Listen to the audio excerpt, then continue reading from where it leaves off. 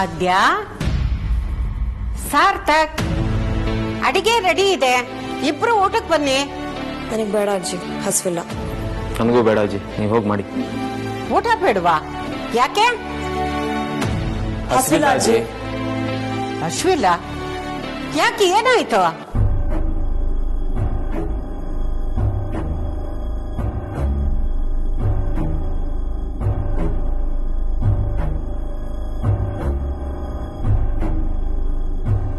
ಅಗ್ರಜ, ನೋಡಿ ಅವ್ರನ್ನ, ಊಟ ಟೈಮ್ ಆದ್ರೂ ಇಲ್ಲೇ ನಿಂತಿದ್ದಾರೆ. ಯಾಕ್ರಬ್ಬ, ಏನಾಯ್ತು? ಹಸುವಾಗ್ತಿದೆ. ಎಲ್ಲರೂ ನಿಂತ್ಕೊಂಡು ಏನ್ ಮಾಡ್ತಿದ್ದೀರಾ? ನಂಗೆ ಹಸ್ವಿಲ್ಲ ಅಣ್ಣ, ನೀವು ಹೋಗಿ ಮಾಡಿ. ಯಾಕೋ ಪುಟ, ಏನಾಯ್ತು?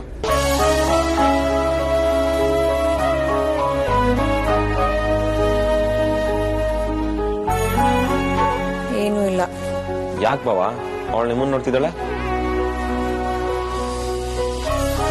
ಜಗಳ ಮಾಡ್ಕೊಂಡ್ರ?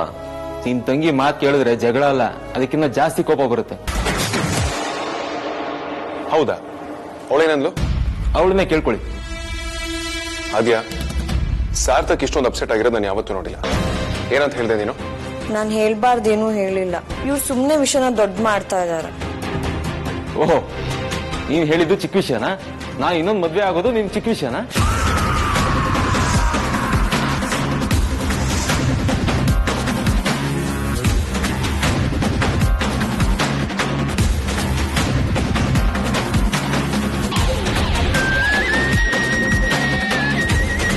ಏನ್ ಬಾವ, ನೀವು ಇನ್ನೊಂದು ಮದ್ವೆನಾ? ಏನಿದು ಆದ್ಯಾ? ಸಾರ್ಥಕ್ ಯಾಕೆ ಇನ್ನೊಂದು ಮದ್ವೆ ಆಗ್ಬೇಕು? ನನ್ನಿಂದ ಅವ್ರಿಗೆ ಯಾವ ಸಂತೋಷನೂ ಸಿಕ್ಕಿಲ್ಲ. ಇನ್ನೊಂದು ಮದ್ವೆ ಆದ್ರೆ ತಪ್ಪೇನು? ಪಾಪ ಅಲ್ವಾ ಅಣ್ಣ ಅವರು? ಅದಕ್ಕೆ ಹಾಗೆ ಹೇಳ್ದೆ. ಅದ್ರಲ್ಲಿ ತಪ್ಪೇನಿದೆ? ಈಗ ನೀವೇ ಹೇಳಿ ವೇದಾಂತ್, ಇವಳು ಮಾತಾಡಿ ತಪ್ಪಲ್ವಾ? ನನ್ನ ಮನ್ಸಲ್ಲಿ ಸೆಕೆಂಡ್ ಥಾಟೇ ಇರಲಿಲ್ಲ. ಇವಳಿಷ್ಟ ನನ್ನ ಅರ್ಥ ಮಾಡ್ಕೊಂಡಿರೋದು. ಆದ್ಯಾ, ಸಾರ್ಥಕ್ ಹೇಳ್ತಿರೋದು ಸರಿ ಇದೆ. ಮಕ್ಕಳಾಗ್ದಿದ್ರೆ ಏನಂತ ನೀನ್ ಈ ರೀತಿ ಮಾತಾಡ್ಬಾರ್ದಾಗಿತ್ತು. ಎಷ್ಟೋ ಜನಕ್ಕೆ ಮಕ್ಕಳೇ ಆಗೋದಿಲ್ಲ, ಹಾಗಂತ ಎರಡು ಬೇರೆ ಮದುವೆ ಆಗೋದಿಕ್ಕಾಗತ್ತಾ? ಈ ಟಾಪಿಕ್ನ ಇಲ್ಲೇ ಬಿಟ್ಬಿಡಿ, ಬನ್ನಿ ಊಟ ಮಾಡು. ನಾನ್ ಬರಲ್ಲ. ನೀವು ಗಂಡಸರೆಲ್ಲ ಒಂದೇ ಪಾರ್ಟಿ. ಆದ್ಯ, ಈ ವಿಷಯದಲ್ಲಿ ನಾನು ನಿಮ್ಮ ಅಣ್ಣನ ಕಡೆನೆ. ನಿಮ್ಮ ಅಣ್ಣ ಹೇಳಿ ಸರಿ, ಇಂಥ ಚಿಕ್ಕ ವಿಷಯಕ್ಕೆಲ್ಲ ತಲೆ ಕೆಡ್ಸ್ಕೋಬಾರ್ದು. ನಂಗೆ ಯಾರೂ ಬೇಡ, ನಾ ಊಟಕ್ಕೆ ಬರಲ್ಲ ಅಷ್ಟೆ.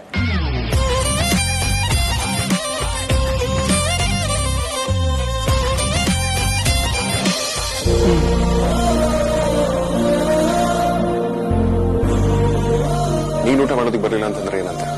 ನಾನೇ ತಗೊಂಡೆ. ಏಯ್, ತಿನ್ಬೇಕಷ್ಟೇ, ತಗೋ.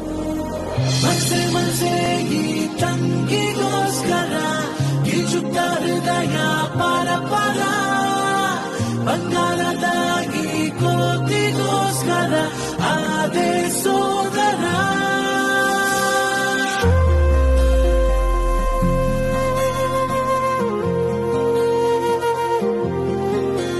ಮುಂಜಾನೆ ಬೆಳಕಲಿ ಮುಸ್ಸಂಜೆ ನಿರಳಲಿ ಮುನ್ನೂರು ಕನಸಿದೆ ನಿನ್ನದೇ.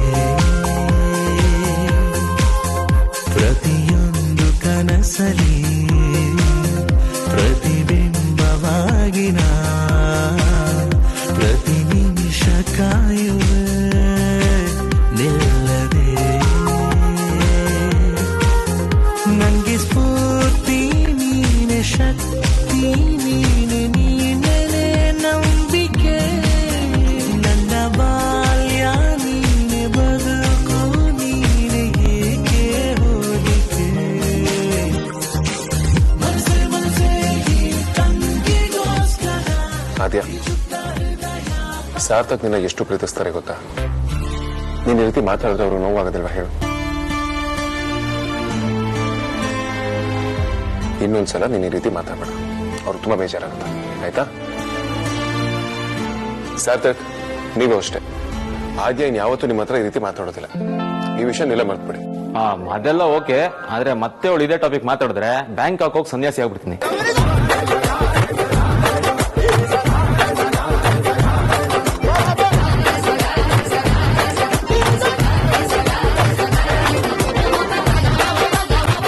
ಹೋಗ್ಬೇಕಾ ಬ್ಯಾಂಕಾಕ್ಗೆ?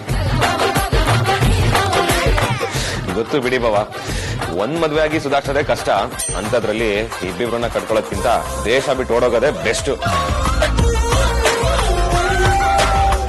ಹಾ ಸರಿ ಆದ್ಯಾ, ಈ ಸಲ ನಿನ್ನ ಕ್ಷಮಿಸ್ತೀನಿ. ಸರಿ, ನನ್ನ ಕಡೆ ನಾನು ಒಂದು ಸಾರಿ ಇಟ್ಕೊಳ್ಳಿ. ಅಬ್ಬಾ, ಅಂತೂ ಕದನ ವಿರಾಮ ಘೋಷಣೆ ಆಯ್ತಲ್ಲ, ಅಷ್ಟು ಸಾಕು. Thank god.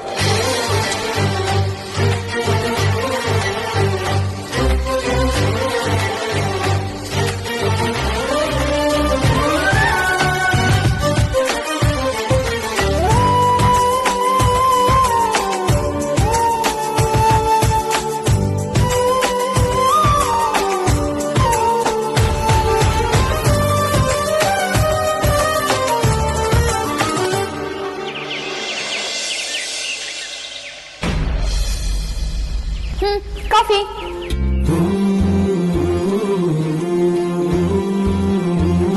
ನಿನ್ಗೆ ಆನ್ಲೈನ್ ಕ್ಲಾಸ್ ಇಲ್ವಾ? ಆನ್ಲೈನ್ ಕ್ಲಾಸ್ಗೇನೋ ನಡೀತಾನೆ ಇರುತ್ತೆ. ನಾರ್ಮಲ್ ಕ್ಲಾಸ್ ಆದ್ರೆ ಮಳೆ ಬಂತು, ಸ್ಟ್ರೈಕು, ಅದು ಇದು ಅಂತೇಳಿ ರಜಾ ಸಿಗೋದು. ಇವಾಗ ಟೀಚರು ಮನೇಲೇ ಇರ್ತಾರೆ, ಸ್ಟೂಡೆಂಟ್ಸು ಮನೇಲೇ ಇರುತ್ತೆ, ಮೊಬೈಲ್ ಅಲ್ಲಿ ಫುಲ್ ಚಾರ್ಜ್ ಇರುತ್ತೆ, ನಡೀತಾನೆ ಇರುತ್ತೆ. ಮತ್ತೆ ಅಟೆಂಡ್ ಮಾಡಿಲ್ಲ ಮೂಡಿಲ್ಲ ಅಂದ್ರೆ ಬಂಕ? ಹೆಚ್ಚು ಕಮ್ಮಿ ಅದೇ. ಇದನ್ನ ನೆಗ್ಲೆಕ್ಟ್ ಮಾಡಬಾರ್ದು, ಸೀರಿಯಸ್ ಆಗಿ ಓದ್ಬೇಕು.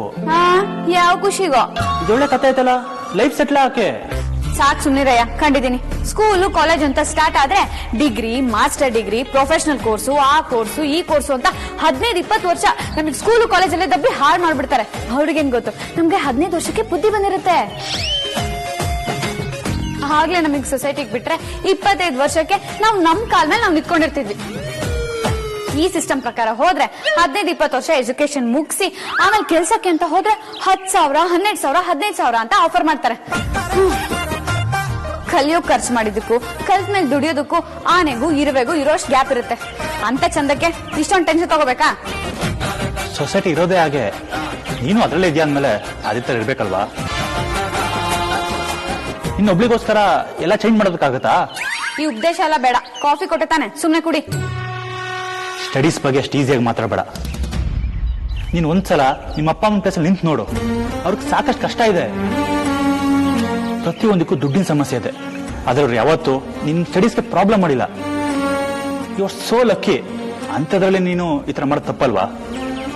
ನಿನ್ ತಲೆ ಸರಿ ಇದೆ ತಾನೆ, ಯಾಕೆ ಇವತ್ತೊಂಥರ ಮಾತಾಡ್ತಿದ್ಯಾ?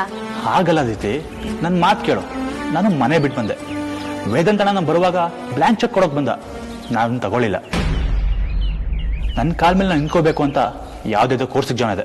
ಮನಿ ಪ್ರಾಬ್ಲಮ್ ಆಯ್ತು, ಆದ್ರೆ ಈಗ ಮನಿ ಸೇವ್ ಮಾಡಿ ನಾನು CA ಮಾಡ್ತಾ ಇದ್ದೀನಿ. ಸೊಸೈಟಿ ಬಿಟ್ಟಿದ್ರೆ ನನ್ನ ಕಾಲ್ ಮೇಲೆ ನಿಂತ್ಕೋತೀನಿ ಅಂತ ಅಂದಲ್ಲ, ಅದು ಹೇಳಿದಷ್ಟು ಸುಲಭ ಅಲ್ಲ.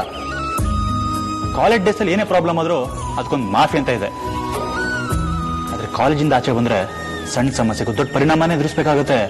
ಅರ್ಥ ಮಾಡ್ಕೋ. ನೀನು ಹೇಳ್ಬೇಕು ಅನ್ಕೊಂಡಿರೋದು ಇದನ್ನಲ್ಲ, ನಿನ್ ಮನ್ಸಲ್ಲಿ ಬೇರೇನೋ ಓಡ್ತಾ ಇದೆ. ಏನಂತ ಹೇಳು. ನಾನು ಚೆನ್ನಾಗಿ ಓದಿ ದುಡ್ಡು ಸಂಪಾದನೆ ಮಾಡಿ ಅಪ್ಪ ಅಮ್ಮ ಕೊಡಬೇಕು. ನಿಮ್ಮಮ್ಮ ಪಾಪ ಮಾರ್ಕೆಟಿಂದ ಬರುವಾಗ ನಡ್ಕೊಂಡು ಬರ್ತಾ ಇದ್ರು, ನಿಂಗೆ ಗೊತ್ತಾ? ಆಟೋದಲ್ಲಿ ಬಂದ್ರೆ ಸುಮ್ಮನೆ ದುಡ್ಡು ಖರ್ಚಾಗುತ್ತೆ, ಅದೇ ದುಡ್ಡು ಮುಖ್ಯದ್ರೆ ಅಮ್ಮ ಮದ್ವೆಗಾಗುತ್ತಲ್ಲ ಅಂತ ಯೋಚನೆ ಮಾಡಿದ್ದಾರೆ. ಅವರು ಒಂದೊಂದು ಪೈಸಾ ಕೂಡ ಲೆಕ್ಕ ಇಟ್ಟು ಖರ್ಚು ಮಾಡ್ತಿದ್ದಾರೆ. ನಿಜಾನಾ? ಇದೆಲ್ಲ ನಂಗೆ ಗೊತ್ತೇ ಇರ್ಲಿಲ್ಲ ಧ್ರುವ. ಅದಕ್ಕೆ ಹೇಳಿದ್ದು, ನಂಗೆ ಸಿಗೋ ಟೈಮಲ್ಲಿ ಪಾರ್ಟ್ ಟೈಮ್ ಜಾಬ್ ಮಾಡಿ ಅದ್ರಲ್ಲಿ ಬರೋ ಸಂಬಳನ ಅಮ್ಮಂಗೆ ಕೊಡ್ತೀನಿ. ಸದ್ಯಕ್ಕೆ ಓದಿನ ಕಡೆ ಗಮನ ಕೊಡು. ಅವತ್ತು ಓದ್ಬೇಕಾಗಿತ್ತು ಅಂತ ಮುಂದೊಂದು ದಿನ ಪಶ್ಚಾತ್ತಾಪ ಮಾಡ್ಕೊಳ್ಳೋದು ಬೇಡ. ಇವತ್ತು ನಾನಿದ್ದೀನಿ, ನಿನ್ ಪರವಾಗಿ ನಾನು ದುಡಿತೀನಿ.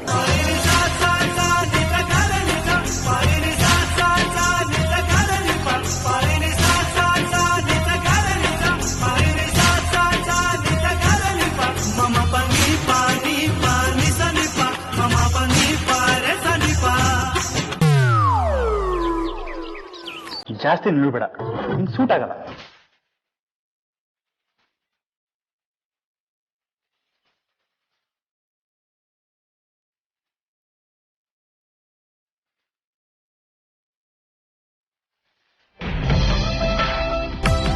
ಹೇಗಾದ್ರೂ ಮಾಡಿ ನಾನು ಅನ್ಕೊಂಡಿರೋ ಪ್ಲಾನ್ ಎಕ್ಸಿಕ್ಯೂಟ್ ಮಾಡ್ಲೇಬೇಕು. ಅಣ್ಣ ಬಾವ ಇದಕ್ಕೆ ಒಪ್ಪಲ್ಲ ಅಂತ ಅವ್ರವ್ರ ಹೋಮ್ ಮಿನಿಸ್ಟರ್ನ ನಾನು ಆಲ್ರೆಡಿ ಬುಟ್ಟಿಗೆ ಹಾಕೊಂಡಾಯ್ತು. ಹೆಂಡತಿ ಮುನ್ಸ್ಕೊಂಡ್ರೆ ಗಂಡ ಬೆಂಡ್ ಆಗೇ ಆಗ್ತಾರೆ. So no problem. ಅಯ್ಯಯ್ಯೋ, ನನ್ ಗಂಡ ಆಗೋನ್ಗೆ ನಾನು ಇವತ್ತು ಕಾಟನೇ ಕೊಟ್ಟಿಲ್ವಲ್ಲ. ಆಫೀಸಲ್ಲಿ ಕಾಟ ಕೊಡೋಣ ಅಂದ್ರೆ ಅಲ್ಲವನು ಬಾಸ್ ಅವತಾರದಲ್ಲಿರ್ತಾನೆ. ಅಲ್ಲವನಿಗೆ ಕಾಟ ಕೊಡೋದು ಆಮೇಲಿನ ಮಾತು, ಅಲ್ಲ ನಾಟನೂ ನಡೆಯಲ್ಲ. ಆದ್ರೆ ಈಗ ನನ್ನ ಟೈಮು, ನಾನೇ ಬಾಸ್.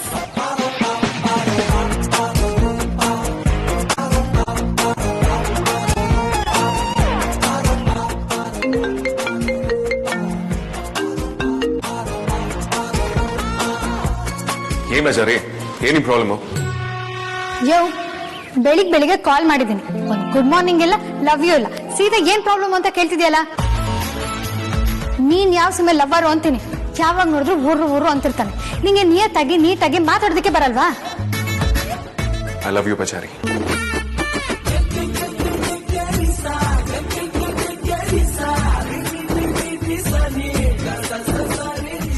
ನೀನಂತೂ ಸಿಕ್ಕಾಬಟ್ಟೆ ಬದಲಾಗ್ಬಿಟ್ಟಿದ್ಯಾ ಕಣಯ್ಯ. ನನ್ ಗೂರ್ನ ಒಂದ್ ಸೆಕೆಂಡ್ ಅಲ್ಲಿ ಮೆತ್ತಗಾಗಿ ಹೋಗ್ಬಿಡ್ತೀಯ ಅಂತ ನಾನು ಅನ್ಕೊಂಡೇ ಇರ್ಲಿಲ್ಲ. ಅದ್ಬಿಡು, ಈಗ ನನ್ನಿಂದ ಏನಾಗ್ಬೋದು ಅಂತ ಹೇಳ್ಬೋದಾ? ಇನ್ನೇನು, ಅದೇ ನಮ್ ಬೆಳಗಿನ ಕೋಟ. ಇನ್ನೂ 11 ಗಂಟೆ ಆಗಿಲ್ಲ. ಸೊ ಇದು ನನ್ ಟೈಮು, ಗೊತ್ತಲ್ಲ, ಬಾಸ್ಗೆ ಟೈಮ್.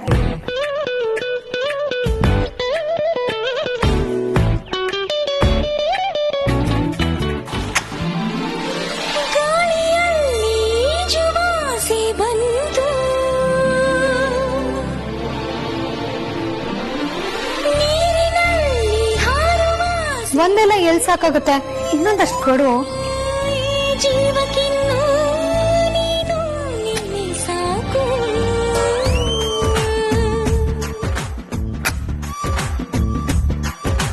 ಬಂಧು ಬಳಗ ಎಲ್ಲವೂ ನನಗೆಂದಿಗೂ ನೀನು. ಇಲ್ಲ, ನಾನೇನು ನೋಡ್ಲಿಲ್ಲ, ಮುಂದೇನೋ ನೋಡಲ್ಲ. ಮುಂದುವರ್ಸು.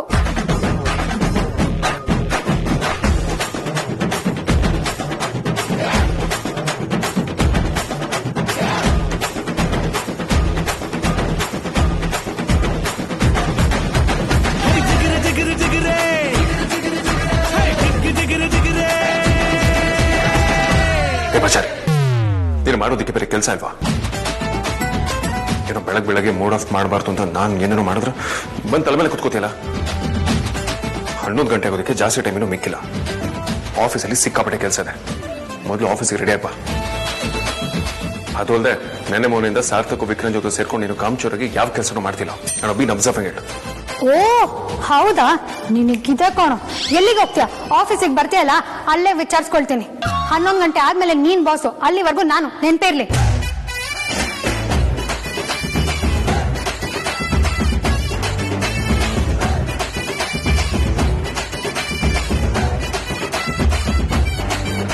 ಅಜ್ಜಿ,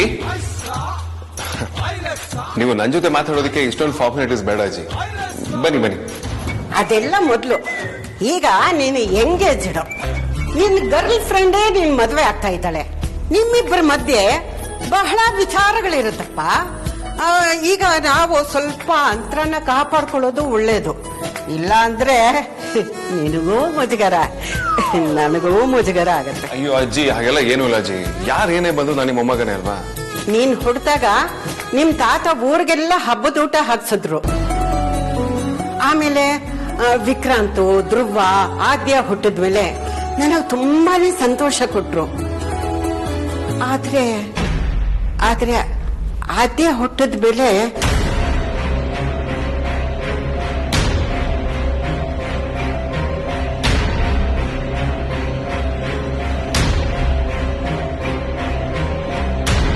ಯಾಕಜ್ಜಿ?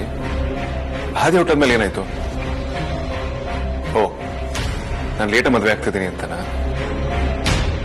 ಲೇಟ ಮದ್ವೆ ಆದ್ರೂ ಕರೆಕ್ಟ್ ಆಗಿರೋ ಹುಡುಗಿನ ಮದ್ವೆ ಆಗ್ತಿದ್ದೀನಿ ಅಜ್ಜಿ. ಡೋ ಮಾರಿ. ನಿನಗೆ ಆಫೀಸಿಗೆ ಟೈಮ್ ಆಗ್ಲಿಲ್ವೇನಪ್ಪ? ಹ್ಞೂ ಅಜ್ಜಿ, ತುಂಬಾನೇ ಟೈಮ್ ಆಗೋಯ್ತು. ಅದು ಅಲ್ಲದೆ ತಿಂಡಿ ಬೇರೆ ತಿನ್ಕೊಂಡು ಹೋಗ್ಬೇಕು. ಇಲ್ಲ ಆದಿ ಆರ್ತಿ ನಾನು ಆಫೀಸ್ಗೆ ಹೋಗೋದಕ್ಕೆ ಬಿಡೋದಿಲ್ಲ. ಬರ್ತೀನಿ ಅಜ್ಜಿ.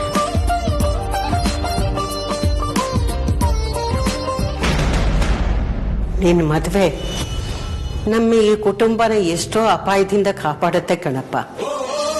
ಇಲ್ದಿದ್ರೆ ಒಬ್ಬೊಬ್ರಿಗೂ ಒಂದೊಂದು ಅಪಾಯ ಕಾದಿತ್ತು. ಇನ್ನು ಯಾವ ಹುಡುಗಿ ಜೊತೆನೂ ಬೆರೀಬಾರ್ದು ಅಂತ ಸುಹಾಸಿನಿ ಇನ್ನಿಲ್ಲದ ಪ್ರಯತ್ನ ಪಟ್ಲು. ಆದ್ರೆ ನಿನ್ನ ಬಗ್ಗೆ ಪ್ರಾರ್ಥನೆ ಮಾಡೋರು ಇನ್ನೂ ಒಬ್ರಿದ್ದಾರೆ. ಆದ್ರೆ ಅವ್ರು ಬದುಕಿಲ್ದೇ ಇರ್ಬೋದು. ಅವ್ರು ಎಲ್ಲೇ ಇದ್ರು ನಿನ್ನ ಬಗ್ಗೆನೇ ಒಳ್ಳೆದನ್ನೇ ಹರಿಸ್ತಾರೆ ಕಣಪ್ಪ, ಒಳ್ಳೆದನ್ನೇ ಹರಿಸ್ತಾರೆ.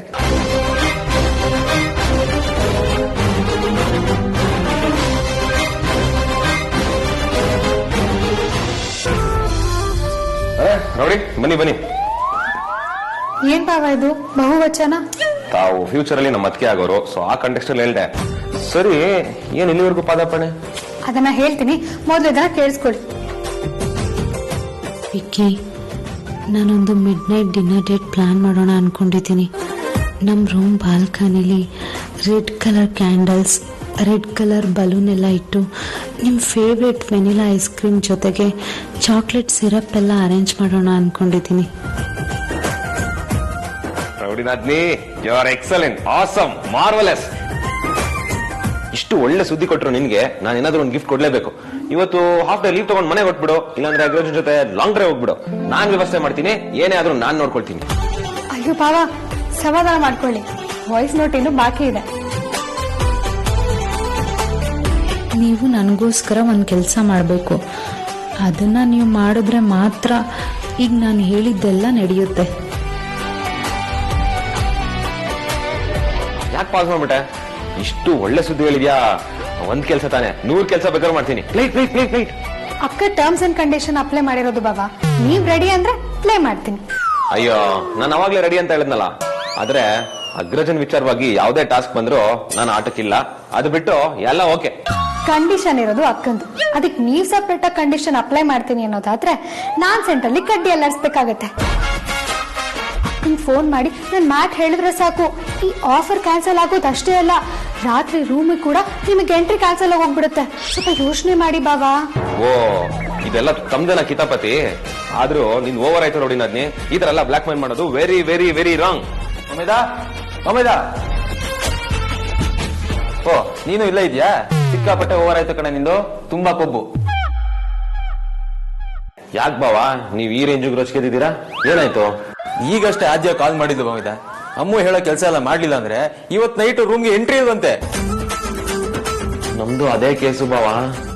ಇವಳೆ ಎಲ್ಲ ಕಡೆ ರಾಜಕೀಯ ಮಾಡ್ತಿರೋದು. ಮೊದ್ಲೇ ನನ್ನ ಹೆಂಡತಿ ಆದ್ಯ, ಆ ತಾಯಿ ಚಾಮುಂಡಿ, ಅವಳು ಮೊದ್ಲೇ ಬಜಾರಿ, ಇವಳ ಜೊತೆ ಸೇರಿ ಇನ್ನೂ ಹೆಚ್ಕೊಂಡ್ಬಿಟ್ಟಿದ್ದಾಳೆ. ನನ್ನ ಹೆಂಡತಿ ಪಾಪದವಳು ಬಾವಾ. ಇವಳು ಅವಳ ಜೊತೆ ಸೇರ್ಕೊಂಡು ಅವಳು ಬ್ರೈನ್ ವಾಶ್ ಮಾಡ್ಬಿಟ್ಟಿದ್ದಾಳೆ. ಇವಾಗ್ಲೇ ನಮ್ ಲೈಫಲ್ಲಿ ಈ ರೇಂಜಿಗೆಲ್ಲ ಕಿರಿಕ್ ಮಾಡ್ತಿದ್ದಾಳೆ ಅಂದ್ರೆ ನಾಳೆ ದಿನ ನಮ್ ಮನೆಗ್ ಸೊಸೆಯಾಗಿ ಬಂದ್ರೆ ಏನೇನೆಲ್ಲ ಮಾಡ್ಬೋದು. ಹಾ ವಿಕ್ಕಿ, ನಾವು ರಾಜಕೀಯ ಮಾಡಿ ಆಗ್ದಿರೋ ತರ ತಡೆಯೋಣ. ಯಾಕೆ ಪರ್ಮನೆಂಟ್ ಆಗಿ ರೂಮ್ ಎಂಟ್ರಿ ಕಳ್ಕೊಳ್ಳೋದಕ್ಕೆ ಆಸೆನಾ ನಿಮ್ಮಿಬ್ರಿಗೂ?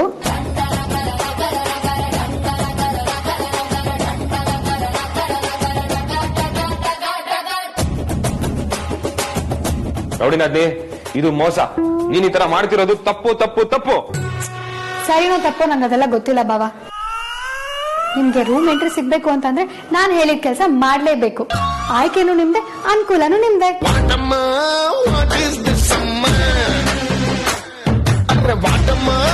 What is